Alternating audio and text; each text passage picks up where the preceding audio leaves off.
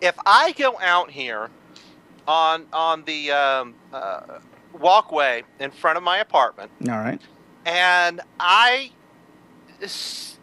start calling, there's a black guy that lives in one of the first floor apartments.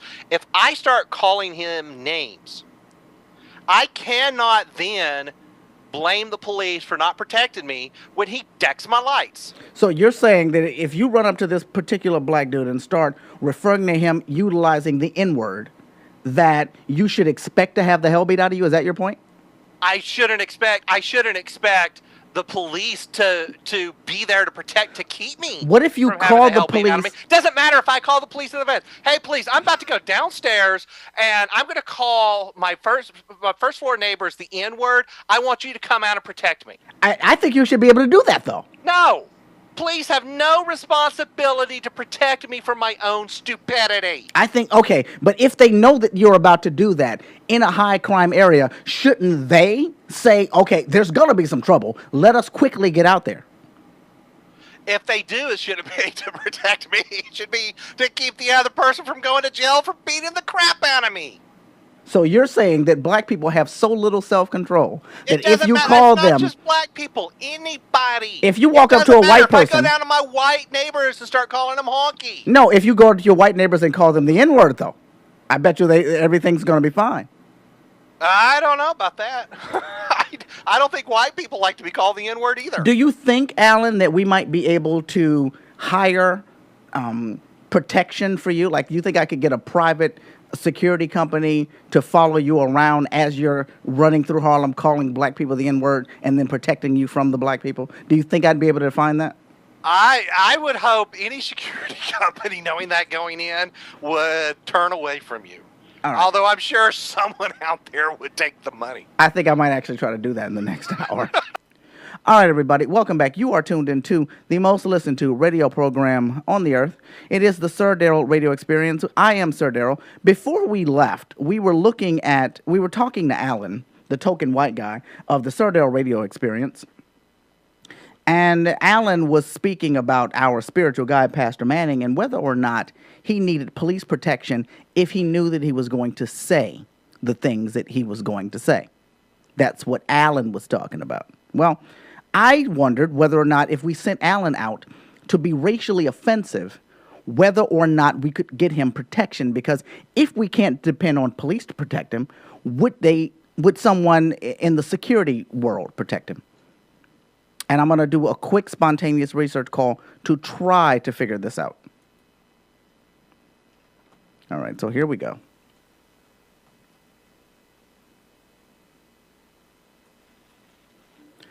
I'm calling a bodyguard that says he was on Cheaters. His name's David. Hopefully he answers the phone. Hello? Hi, may I speak with a David, please? Who's calling? Hi, my name is Darryl. I was calling in reference to bodyguard work that I needed done. Yeah. Okay, did I have the right guy?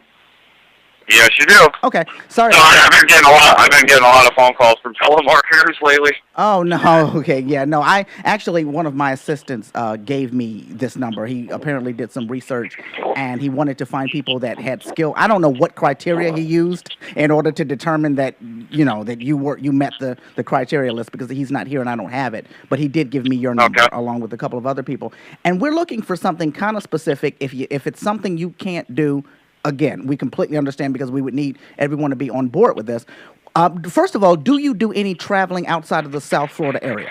If it's for I have not, but I can. Okay, you'd be willing to. Okay, we're actually looking. We're going to be filming, kind of like a documentary that we're going to be pitching to a couple of networks, and it's going to be a particular guy who's going to be in a couple of areas. We have in our minds Harlem, New York. We have the south side of Chicago. We have a couple of other places in California. And we want him to physically be walking through the areas, and we want him to have on, say, racially offensive wear. Like he will have something on his hat or something on his shirt. He's not going to be attacking anybody. He's not necessarily going to be shouting at anybody. We just want to film the reaction of people that see him as he's walking down the street wearing certain things, or he might say something here or there, not really to provoke. We just want to get reaction. they're Right. feeling that it's going to be best if we have just someone in the area that does bodyguard work for protection. Hopefully, it'll never even be needed. But apparently, they're looking to hire somebody in order to just be around, just in case some of the people kind of want to retaliate. Okay. That sounds interesting to me. Yeah, I mean, we're looking for something, and it is going to be offensive because we do want to get get the images of the stairs and the looks. A hat. We want to put him in Harlem, and we want to have him a backdrop of a T-shirt or something, either a T-shirt or a jacket on, depending what year, what day or time of the year it is. We don't like blacks, or I don't like black people, or something like that. We even might So want you're trying to get somebody killed is what you're telling me? No, we don't actually want to. We don't necessarily. Maybe something like "I don't like blacks. Ask me why," in order to just develop dialogue, if if it as it were.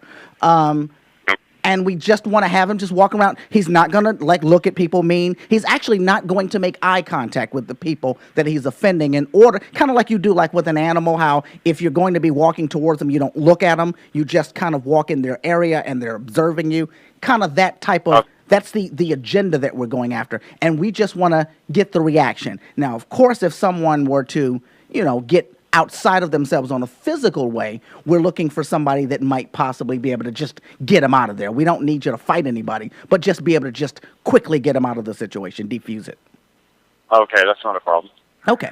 All right. So right now, as of right now, do you have traveling rates? Do you have rates that you would be able to utilize if you're going to be going to another city?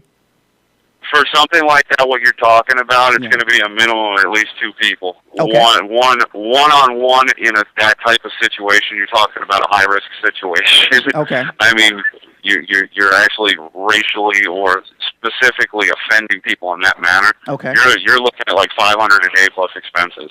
Okay, $500 a day per person.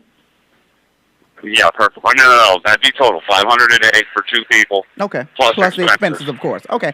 And now, what are we going to need? As far as protecting him, do we need to provide you with a van to get him out of there? Do we need to? I mean, are there going to be weapons involved? How physically would you be able to protect him, and how close would you be able to be to him without actually letting people know that this is part of a larger stunt? Well, you see, people, I told you we could get this done upon the if there's money. I've got to see what you're talking about. You're talking about walking down the street, so it's very easy to blend in with everyone else. Exactly. I would say you don't want me to be any more than 25 feet away from that person at any given time. Okay.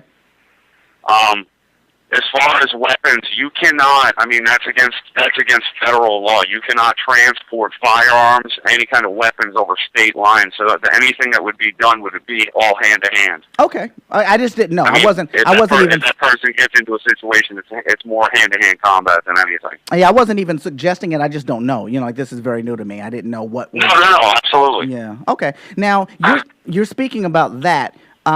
So you would suggest that it all be happening outside. You never go into any sort of a club or any sort of an inside environment with this?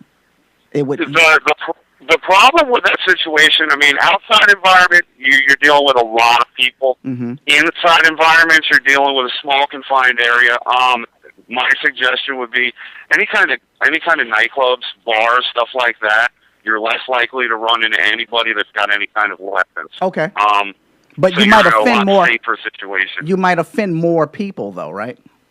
Oh, you're going to offend more people being out in the open. Oh, I'm saying I was thinking you might offend more people. So, what are you saying? It might be safer to do it on the inside? It would be safer for you to do it on the inside. I mean, in a closed environment, nightclubs, bars, stuff like that. The only problem is being in a closed environment, you have a higher risk of confrontation. Okay. Out on the streets, you have a lot less risk of because confrontation. people are just going about their way. Right. Okay.